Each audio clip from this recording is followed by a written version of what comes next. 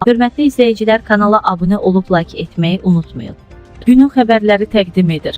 Bakıda polisə silahlı müqavimət göstərən şəxs zərərsizləşdirildi. Bakıda polisə kəsici alətlə müqavimət göstərən şübhəli şəxs saxlanılıb. Dinin mətbuat xidmətindən Milli Aza bildirilib ki, gecə saatlarında narkotik vasitələrlə əlaqəli şübhəli şəxs saxlanılarkən cinayət təqibindən yayınmağa çalışıb. Əvvəllər dəfələrlə məhkum olunan 1986 il təvəllüdlü Rahib Məmmədov əlindəki kəsici alətlə polis əməkdaşlarına müqavimət göstərib.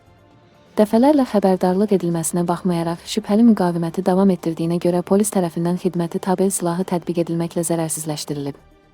Ona ilkin tibbi yardım göstərilməklə müvafiq xəstəxanaya yerləşdirilib. Onun üzərindən külli miqdarda narkotik vasitə aşkarlanaraq götürülüb. Faktla bağlı Cinayət Məcəlləsinin müvafiq maddələri ilə cinayət işi başlanaraq istintaq hərəkətləri aparılır.